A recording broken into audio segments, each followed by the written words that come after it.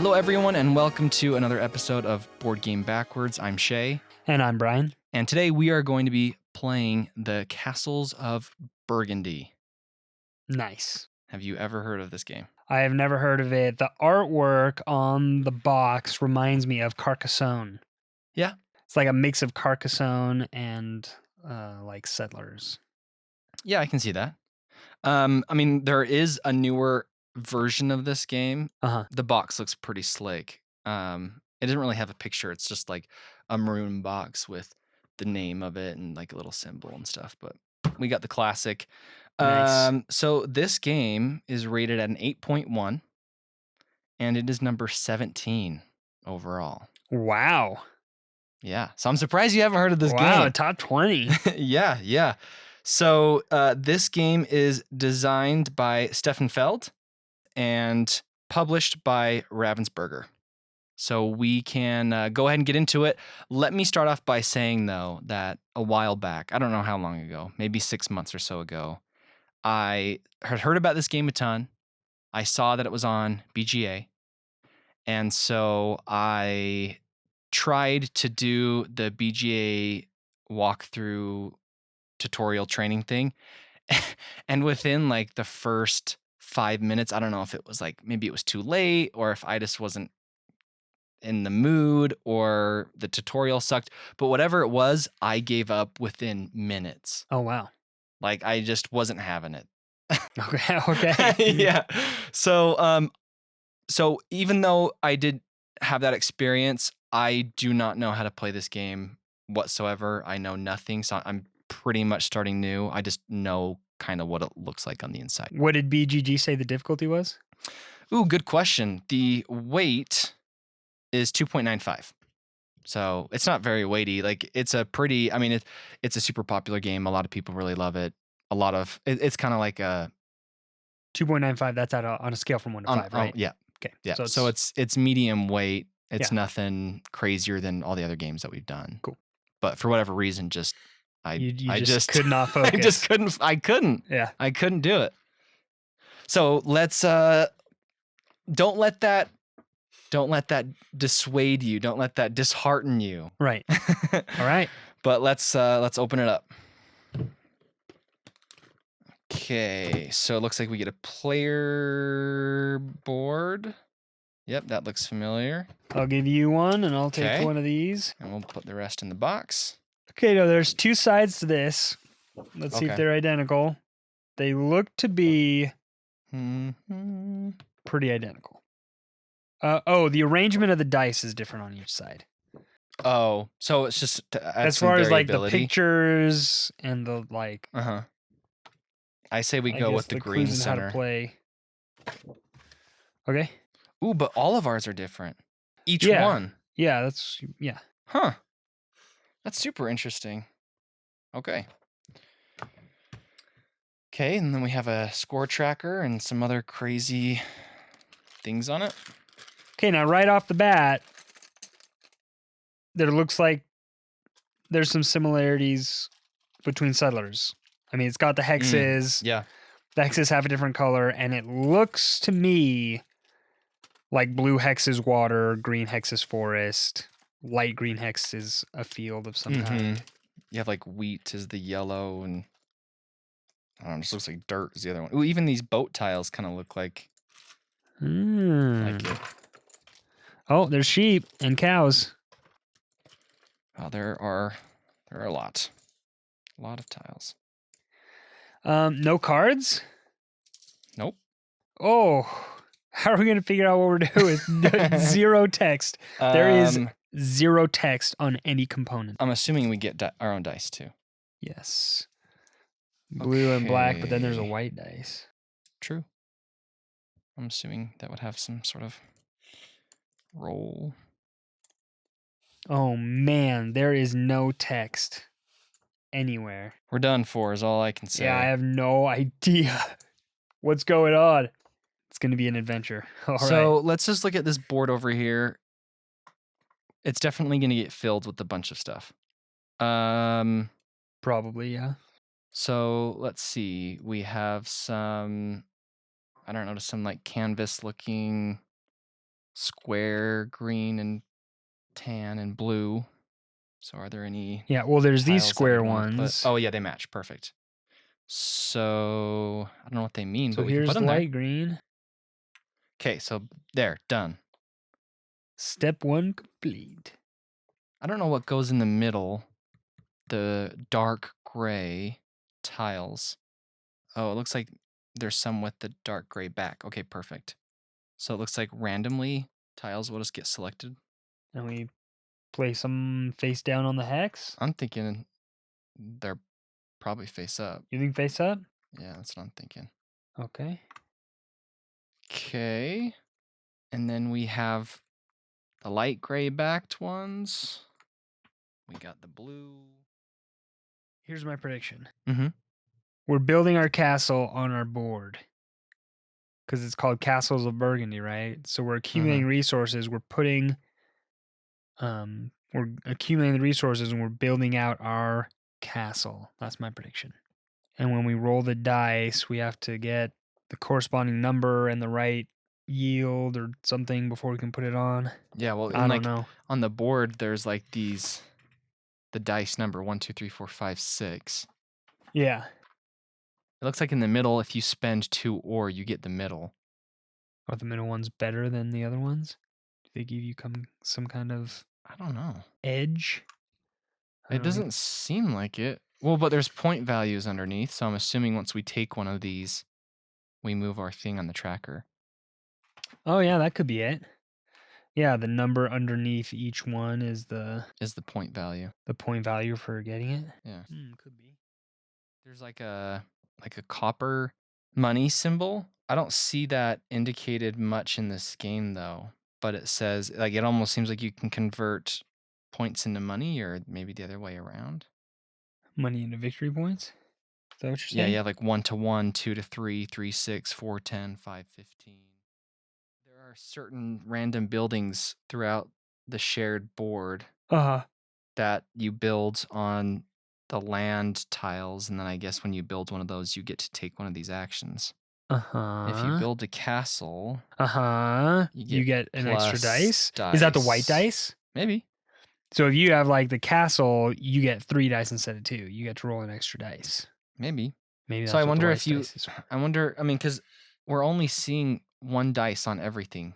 So I wonder if you get to spend as much dice as you have.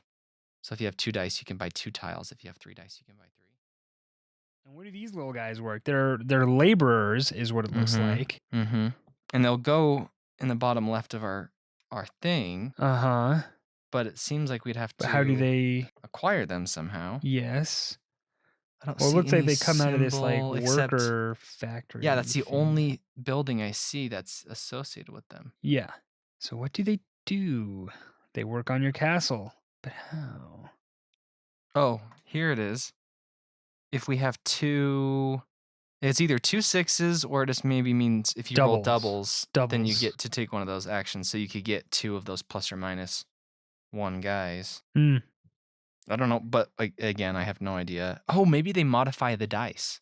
Maybe if you spend them, you can modify a dice number. Oh, plus or minus 1. Plus or minus 1. To your dice Because otherwise, roll? I don't know what would be the advantage of plus or minusing. Unless you're just changing a number. Yeah. So I bet they modify a good thought. dice. A dice modifier, yeah. This one says take, and this one says put it on your board. Yeah. So it's not like take and place. Are they like a reserve? Like you can't place it unless you actually get a place action? I don't know. Look, this one has the same symbol. This blue roofed building has the same. There's not very many that actually say that you can place. But then there's all these dice though. Yeah. So I would assume. I wonder if with the 2 dice, 1 is used to buy and 1 is used to place, or if you could choose if you want to do 2 or 2. Yeah, maybe. Now there's 3 spots here for tiles. Can you only have 3 at a time? Probably. 3 tiles at a time, and you have to place them before you can get more? Because it seems like to me, like if I were to roll a 5, great, I can take one of these tiles from the 5 spot, but I can't place it yet until I roll another dice. So if you acquire a tile it goes in this like reserve spot, but then you have to roll a number to actually place it. It says something about the box Maybe it's with a the symbol of bag, trade. but then it shows a thing on this tracker. So I'm wondering if her other green wooden sphere goes on the boat tracker and we increase boats.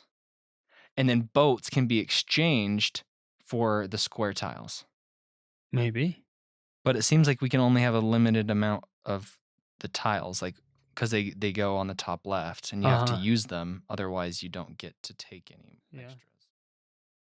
So it seems like when you build a mine, you can choose to either take one or one of those A to E square tiles. What if you put the ore on the tile and they accumulate until you can win them by, I don't know, doing something? I don't know. That would make sense if there wasn't the slash, but I feel like with there being a slash, it almost seems like it's one or the other. Yeah. It kind of seems like we might have enough to at least start messing around. Yeah. Okay. So on your turn, what do? You roll the dice. Yep. You roll the dice, and I think it's you can take one, place one, or take two, or place two. It's up to you. You roll both dice, and whatever you want to do with them, you can do. But if you decide to place one, do you have to place a matching color on? It has to be the right color and the right dice. Okay. Is what I'm thinking. Okay. Yep. And so then if you say you get a green and you get this one, you get an extra dice. Do you get to roll an extra dice? Do you roll the white dice instead? Like, do these bonuses then get incorporated? Right. Yeah, I would think it would be just like an immediate thing. Okay. And we can, honestly, I think we can kind of try to decipher each one as we get to it. Yeah. They might be kind of self-explanatory. Yeah. Okay. I got a 3 and a 5. All right, well, I'm going to take from the 3 this little worker place, and I'm going to place it with my 5. So how do we know if these get activated? So, like, for example, now I have this little worker facility. Yeah. How do I know when it gets... I think it's just immediate. You just built it, so now you take 4 of the plus or minus guys. 4? It shows 4. It does show 4. So I'm thinking you take 4 so and you put them on that. When you build it, you get that bonus? Yeah, that's what I'm thinking. Okay. So now you can modify up to 4 dice whenever. Just whenever you want to spend it, you just chuck it. Cool. Did you use both dice? I did. So you got that tile and you placed it. I picked a 3 and I put it on the 5. Yep. Cool. Now, do we replace that tile? Yeah, I think so. Okay, 3 and 4. Let's see what some of these are up to. I am going to grab this large house, hotel-looking building with the maroonish dark brown roof. And that was my 3. And I am going to place it in the 4 spot. Okay. And that gives you 2 ore? It does. All right. I got a 6 and a 4. So I'm going to grab the 6 castle-looking building and place it on my 4. And that lets me roll an extra dice next turn. No, do it now. Oh, now I roll the other dice? Yeah. Okay. I rolled another 4. We can replace that. Let's go ahead and put on a mine. Or I guess I'll just stockpile a mine. Yep, put it in your Put it in reserve. production. Okay. Cool. 3 and 2. Okay. Before I'm gonna spend my ore right now. Okay. And I am going to acquire that worker building like you did. All right. Oh, and we can't forget the points. We got to move our points every time we acquire a tile. Oh, what did I get? I got a 2 and a 3. And another one, because you have 3 tiles. So I got 5. Oh, and I got the ore from here. 4. I don't know what all mine were, so I'm just going to say 3 on all of them. I will use my, let's see, let's look at 3 and 2 here.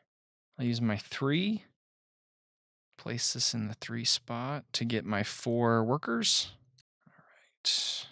And then I'll use my 2 to grab that castle. Doubles. Yeah. So you get to pick one of those. Uh-huh. Do you get to do 2 of any of those actions since you have 2 dice? I'm thinking it's just 1. But you have 2 dice. 2 dice equals one of these actions. That seems weak, though. Seems weaker than your average. But you get one of these actions and you still get to use the dice. Oh, that's in addition to your actual. That's what I'm thinking. Oh, okay. Okay, I'm gonna take this her building, which gets me 2 ore, and I will place it in the 2 spot, and then I still have 1 more die. I think I'll grab the castle. 6 and a 4. Let's say I'm going to place my boat there and my ore there. Now, when I place my boat, I get 3 of these. Is that what that says? Sure. And I move my tracker up 1 boat. Mm-hmm. I don't know what that means, I but I'll think take you it. can cash in boats. Well, no, because that's what it's saying there. Yeah, I don't know. And I can either choose an ore or one of these. I think you would take the E spot. It says A through E. But I'm just wondering, like, once the E spot's taken, then now the D spot's free. And each additional tile, you get more points. Does that make sense? Sure. Sure. I'll take it. Now, we still haven't decided what those do, right? I mean, they're supplies of some kind, but how do you use the supplies? I mean, it could just What are we be... going to say? Maybe if you roll the number on that, you can Or it spend could just it to be, like, gain... technically, like, it's just a free dice, and you can use, like, the white dice. Oh, Like, it could just be yeah. a free You just extra. add that dice roll to whatever you rolled. I'm already bored. I just don't know what I'm doing. Like, it is kind of... Like, I feel like there's way more to it than this. I mean, there's got to be. Like, I'm wondering, is there a bonus when you fill a color on your board? Like, what even is there more of like a purpose to placing buildings? You're asking great questions. I mean, there's obviously more. We're not playing this right. We're winging it. Whenever we wing it, it's not as much fun. No. This is a 16 of all-time ranked game, and we're playing it like it's a 10,000. Yeah. Yeah. Well, should we read the rules and see what's really going on? Yeah. This was by far, I feel like out of all the games we played, we came up with the rules the quickest. Yes. But I've had the least amount of fun. Uh-huh. Yeah. So... Yeah, I mean, there's hardly any clues as to what's going on. No. So, I mean, I think we did a good job just coming up with something that might be plausible way of playing it, but I agree, like, we got started really fast, but there's just not much to our rules. We're not good at coming up with our own rules. There's got to be... I'm hoping we're gonna learn a ton about how wrong we were. Oh, yes. Because there's no way this is the game. Okay, do you think we got anything right? I think we got a lot of the setup right. Uh-huh. I think we probably got most of it right. We probably got a lot of everything right, but we're just missing like the keystone of what actually makes this game great. So the square tiles are called the goods tiles. The goods. Of course, those are also supposed to be face down. Separate them into 5 piles. The goods? Yep. Okay. Each made up of 5 tiles. Okay. And you place 1 pile onto each of the 5 face spaces lettered A through E. Phase spaces lettered A through E. So those indicate phases. 3 random goods tiles to be placed face up onto the 3 goods storage space in the upper left-hand corner of the board. Tiles of the same color are stored together. Different types are stored separately. So we're each supposed to take 3? 3. Okay, I got 3, 5, 1. 1, 3, 5. Randomly draw black-backed 6-sided tiles and place them face up onto the depot in the middle, which we did. Take the 5 goods. The start player starts. First, he takes the topmost good tile from the round space and places it onto the good space of the depot, whose number matches the number rolled on the white die. So that's whoever put the white dice takes So if I the top tile. if I rolled a 2, I would take that tile and then I would place it here in the 2 depot. Okay. Worker tiles. These may be used at any time. A tile once used is returned to the supply. To adjust your die's result up or down by 1. We called it. Player may take 1 6-sided tile of their choice from the depot, whose number corresponds to the result of the die used to carry out the action. The chosen tile is placed onto an empty storage space in the bottom left-hand corner of his board, never directly onto the estate. The player may take 1 6-sided tile of his choice from the storage area in the lower left-hand corner of his board and add it to his estate. Got it. We kind of. That's exactly what we did. Yeah. Yeah. The die, I mean, we didn't, we would just kind of skip that step if we knew we were going to place it. Right. But we'll still do that anyway. Yeah.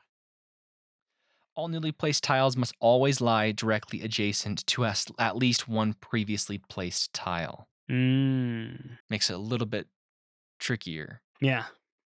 A tile's color, castle dark green. Whenever a player adds a castle to his estate, then he immediately carries out an additional action of his choice, as if he had an extra die with any result he wishes at his disposal. Wow. Sweet. We almost got that right. Almost. The empty phase space for the current phase indicates how many additional victory points each completed region is worth. So you'd almost want to try and get that one single-tiled farm region the first round. I don't even know if that's possible. You'd have to get lucky, but lots of points. The first player who manages to cover all spaces of one color in his entire estate with tiles immediately takes the corresponding large bonus. He immediately scores victory points depending on the number of players. Wait, the first person to do what? So if I were to finish all of my green, my dark green, then I would be able to come over here and take this large dark green tile. And because it's a 2-player game, I get 5 points. The second player. So it's every. It has to be every. It's not just every that region, tile of that color. Every tile of that color. Gotcha. So if it was yellow, you'd have to get those and those. It just seems to me like you can use a die. It's saying what you can do with a die. So you don't need doubles. It's just saying with your die, you can either take, place, sell, or take gain workers. 2 workers. Mm-hmm. Gotcha. Okay, cool. Yep, that's clear. That makes sense. Well, we actually got a surprising number of things right. As far as interpreting pictures and, what the workers do and, that you can use a dice to get a tile and use a dice to place a tile, all that stuff. We actually got pretty good. Yeah. All right. So, yeah. And like I said earlier, it kind of seemed like we had gotten, interpreted a lot of these pictures correctly. We just didn't understand the goods tiles whatsoever. And we didn't know the victory point numbers didn't make sense. On this chart, we didn't really understand how these territories on our mat worked. The bonuses that you get from completing one or getting a round bonus for completing a region. So yeah, mainly we didn't understand the goods tiles and our player mats. Yeah.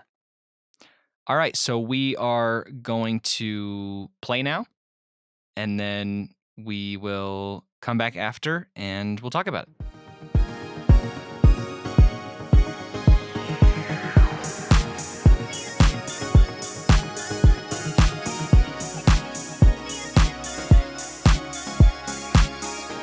All right, everyone, we are back. And if you can't tell from the tone in my voice, I lost horribly. So the final score, I had 167 and Brian had 220. Yeah, baby. So a sizable lead. I don't know how that happened because we were neck and neck for a while. I think your Your pigs gave Yeah, they some did bonus. give quite a Pigs bonus. gave some My bonus. last couple pig tiles, Yeah.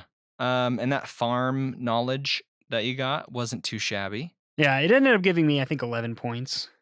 And then you did fill 1 or 2 extra territories when they were worth more points Yeah, earlier. So it adds up. it does. Yeah, it does. Before I share my thoughts, I want to hear your thoughts first. Okay, so the game was a little slow for me. I feel like, I don't know, I'm a little conflicted. I feel like I don't think it's as good as BGG thinks it is. I think the gameplay was interesting enough. I just feel like there wasn't much interaction between us. There wasn't anything I could do to hinder you or you to hinder me other than like you pick the tile that I want. Yeah. Otherwise, I feel like it was just kind of me playing against myself. And so, I don't know. I just feel like it was meh. You know, there wasn't any moments of intensity where I was like, you know, like really wondering what's going to happen and excited to see how it plays out. So it was just kind of like a chill, almost like I was playing against myself, seeing if I could get as many points as I could. It was longer than I expected. The box said it's about 45-minute game, and I feel it just, I don't know if it was a long game or if it just felt long because Well, BGG says the gameplay is 70 to 120 minutes. Oh, okay. So that's about right then. Yeah. That's about right. I don't know. It felt long, and there were times when the tiles that were available to buy, I just had zero interest in. Like all the beginning knowledge tiles, I didn't have any plans to use any of them. None of them were exciting or like game changing that I like had to have it. The later ones that came out would have been really good in the beginning, but they came out so late that it wasn't even worth it. You know, so one knowledge tile that came out later was that at the end of each era, for every mine you have, you get an ore or a silver and a worker, which would have been amazing if you'd gotten that in the first couple eras. Another one that came out later was that it's basically a tile that gives you a free worker every roll, which also would have been amazing early, but both of those came out so late that you couldn't utilize them. I don't know. Overall, it was just kind of like a meh game. I'd probably give it like a 5 or 6, kind of in the middle. I wasn't necessarily bored. There was a lot you could do on your turn, and it was kind of fun figuring out what use of your dice would be most effective. But other than that, I don't know. It just seemed kind of meh. Those are my thoughts. I completely concur. Yeah. It was slow. It really was. There was no thrill to it at all. Yeah. It does seem, you know, it's just there. The community and BGG does say that 2 players is best. I would imagine so like there were multiple times when there was some analysis paralysis going on. Yeah. I can't imagine playing this and having to wait through 4 people's turns. It would be way less fun with 4 people. Especially if, again, it's a first time and everybody's just kind of trying to figure out what to do. Right. And I will say too, there was a really high learning curve. Yes. And the instructions weren't terribly clear in some places. This was just wordy. There was a lot to it. They could have done a better job at kind of simplifying and making it easier to follow. And so, but the other problem too is regardless of the rule book and if it was the best rule book in the world, there was a lot to remember. So much so that multiple times I messed up and then had to go back and fix a mistake that I made, either because I remembered or you noticed a mistake that I made. So if you don't have a board gamer and you're trying to introduce them to this game, they are going to run for the hills. They really are. Like I can't imagine me going to one of my buddies who doesn't really play board games and be like, here, Yes. sit down with me. I'm going to teach you this game Absolutely. and have an enjoyable experience. Yes. This is a board game for board gamers. Yes, If you're not 100%. into games and in it for the game, you're not going to have a good time. Yeah. It's a really strategy heavy game. Which I did like. Yeah. I mean, it can be fun, but there was something about this strategy that just didn't do it for me. Mm-hmm. Kind of like what you were saying is, okay, I can think about, okay, do you want to know a game that requires just as much thought, is much simpler, and I enjoy better? Mm-hmm. Rummikub. Have you played Rummikub? I love Rummikub. That is a great game. That's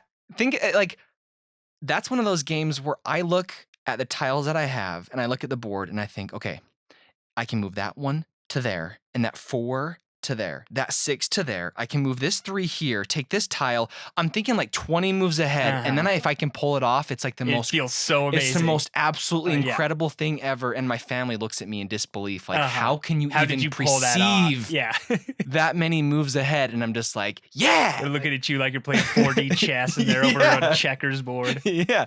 Like that one is one of those games where, again, one thing that I like about games is those that you can be as strategic or not strategic as you want. This is you have to be in 100%. You can't dilly-dally and mess about in this one really at all and expect to get any points whatsoever. And so it was just not fun strategy to me. It almost seemed like they added so many elements just to make it harder for you. It's like, why?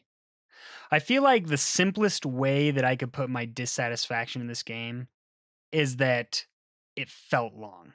You know, sometimes you play a game and even if it's a 2 or 3 hour game, you're so into it that the time just flies. Right. And you look at the clock and you're like, oh my gosh, I can't believe that much time has passed. But with this one, like I was looking at how many turns we had left and I was like, oh my gosh, this game is taking forever. Like it felt slow. It felt like it was taking a long. Yeah. Now, I will say that by the end, I had a very good grasp of everything. So if we were to play this again together, probably it would go much quicker. Yeah. There wouldn't be hardly any mistakes. I can look at a building and I don't have to even look at my player aid. Like I can just look at the tower and say, oh, that's 4 victory points. Easy. Yeah. I can look at the blue topped building. Like that is learned quickly. The rules are learned eventually. So after the first playthrough, you're good to go. Unless it's been a while since the last time you played, then you're going to need a refresher. So I will concede that. But I think I agree with what you're saying, but I'm not sure how much replay value this has. You know, like I feel like if I were to sit down and play this game again, even if it was like a different map, I feel like it would go pretty much the way it went today. It would go faster. There may not be as much downtime, but I can't imagine it being so much more gripping and exciting than what we just played, you know? I think the opposite. Oh, yeah? But in not necessarily a good way. I think there's a ton of replayability, but you just have to love the game. Yeah. Because it's one of those, like I said before, it's a strategy game. Yeah. So a bit of luck, because it's around a dice roll. Think about it. How there are people that can play chess day after day, hour after hour, because it's all about the steps that they can take, the moves that they can make. You know, they're thinking ahead. It's a battle. It's a strategic battle. I see this the same way. Chess is fun to play every now and again, but I'm just not a huge chess player. I could be, because I think there's a lot of fun in trying to get deeper into it and learn the strategy. So I can see how there could be some people out there that they want to continue to improve their strategy in this game, their skill, because there really is. I feel like it's almost a chess strategy game to me, where you can think so many different moves, so many different ways about going about it, but you're not competing against anyone. You're really playing chess against yourself. Is how that's probably the best way I can say I could describe this game. Do you like Castles of Burgundy? What is it? You're playing chess against yourself. That's what I would say. That's what I would say this game is. And there's nothing wrong with that. There are people out there that's what they want. They want to challenge themselves each and every time. and beat their opponent while doing it. But for me, it just fell flat. Yeah. I am shocked that this was number 17 top games. That I am shocked. Cuz I mean, it's a good game. It's a well put together game. It's just not super fun. Yeah. Yeah. I was listening to Board Game Hot Takes, which Uh-huh. is probably my favorite podcast. Uh-huh. And one of their episodes, I can't remember her name, but there was a girl that was talking about the Castles of Burgundy and how much she absolutely loves it. Really? And how when she found another couple that loves that, she said, do you play board games? And they were like, oh, Castles of Burgundy. And she was like, she knew immediately in that moment that they were going to, like, They they were were going to the be best people. friends. Yeah. Yeah. And I don't get it. I don't Like, yeah. I'm sorry. I don't know what to tell all of you out there that are screaming at me to love this game, because I just didn't love it. One comment to make is, now this is the original Castles of Burgundy. Uh-huh. The box is ugly. The tokens are pretty stinking ugly. Like that highlighter yellow for the knowledge. Yeah. It's That beige color for the buildings is Uh-huh. horrendous. Yeah. The beige of the like everything about it I hate. The artwork. Yeah. Now, if you look at what's really interesting too is the original is 8.1 on BGG. Now, if you look at the re-implemented version, the 2019 version, it's 8.4. Uh-huh. So it goes up by 0.3 points. Yeah. Because the artwork definitely improves. So I will say, if you're gonna get the Castles of Burgundy, you're gonna want the 2019 version, because it's brighter, it's more vibrant, Yeah. way more colors. They got rid of the ugly, dull beige. That's a big thing for me. Art is a big thing. We didn't mention it in the last episode, but I really like the art of Quacks. Uh-huh. It was kooky, which fit the theme. Yeah. And it was really vibrant, and so it drew me in and made me happy. Yeah. If I had played with the newer one, it wouldn't have changed that much, but at least it would have that going for it. Yeah. But what's even crazier is this year they came out with the Castles of Burgundy Special Edition, which is rated 9.1. Really? That is how much people love this game. That is just shocking to me. Look at scroll through some of these pictures here. Okay, well, I mean, The little miniatures of the buildings, they have little and they have miniatures. the and tiles stuff. are like fancy plastic 3D tiles. That looks it's way better. gorgeous. That looks way better. It's really, really nice. But to be honest, to me, I don't think it would make up for the game. Yeah, that looks way better. Oh, and the boxes. Oh yeah. Wow. Yeah, that just looks more fun. Just looking at it. I mean, I don't know. I'm just torn, because it is a good game, like in the technical sense, like I felt like there was a lot you could do on your turn, considering that you're only rolling 2 dice. There was a lot of ways that you could go about playing the game, a lot of strategies you can implement. And that's fun for me. I don't know. It just seemed long. It just seemed long and just a little bit dull. Yeah. I don't know. Long, dull, tedious, monotonous. But here's the silver lining in it all, is I don't care. Well, I do care, but it goes to show that you don't always need to rely on what BGG users rate a game. You don't need to use that to determine if you're going to like a game. Uh-huh. That's great that most of the community really loves this game. We don't. Who cares? Yeah. There might be a game all the way in 500 that I would say is my all-time favorite game. Uh-huh. There's nothing wrong with that, and that's what I love. Is sometimes you find a game at a game store that you just bought because it looked good. You don't care what it's rated, where it's at. You've never heard about it, and you might absolutely love it. And so that's what's so fun about the community. That's what's so fun about board games, is there's something for everyone. Yeah. For me, a game doesn't need to be overly social. but I do like some interactive elements between the other players, and I like it to be a little bit simpler, and I like it to be vibrant, and that's what I like. And other people, I'm actually not even a big fan of worker placement games, but there's a ton of games out there that are very popular. I'm not a big fan of those, to be honest. Oh, okay. But a lot of people are. Some people, they want really heavy games. Some people, they want Euro games. It's just everyone has their own opinion, and there's a game for all of those. And so, to be honest, one of you out there, you might, tweet us, or if you're a Patreon subscriber, you can talk to us on the Discord. You can comment on the episode, and you can say, give it another shot. You'll like it. Trust me.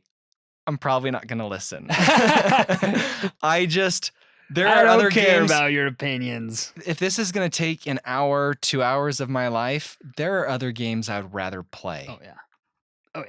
So there's nothing wrong with that. I don't want to play it again. Sorry. How dare you?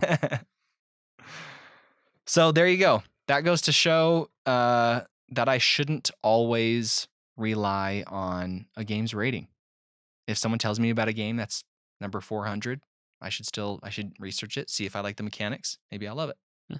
I am shocked that this was 16. I am shocked. But I guess to each his own. I like to try, and we haven't done the best at it in the last couple episodes, but it's, this is board game backwards. So we start without the rule book. It's important that we call back to that a little bit, but the game was so dull for me, even with the rules. I almost didn't see a difference in the amount of fun I had. I know, we were playing without the rules. You're like, this is kind of boring. And then we read the rules and played it. We're like, we actually surprisingly had it pretty close. Yeah. Yep. So it's almost kind of like I would have had just as much fun with way less to worry about. Yeah. Yep. Yeah, that's fair. Okay. I think you're right. That's funny. Okay. Well, I'm really glad I got this checked off. I've heard about it so much that it's nice to have it done. And I think there's a lot about this game that I think is just important to have experience with when it comes to board games. Yeah. Because there's a lot here, mechanics wise. And just with it being number 16, I think it's important that if we're going to be part of the game community, we should have played it. So yeah. I don't regret this. I don't just either. didn't have as much fun as I really thought I was going to. Yeah. And I'm sure you feel the same way with you having heard that it was 16. Yeah. So underwhelming. Yes. All right, everyone. Well, thank you so much for listening. If you want to leave us a review, by all means, go ahead. We're happy to hear any of your opinions. And if you really do feel like maybe we missed something about this game and you're really passionate about it, please share it. I mean, that's what I love is I'm so passionate. I'm so passionate about board games that I made a podcast about it. So regardless of what your opinion is, I want to interact with you. I want to hear your opinion. So you can leave a review. You can tweet us. You can become a Patreon subscriber and talk to us on Discord. We'd love to engage with you there. And we hope to have you all listen to us next week. See ya. Bye.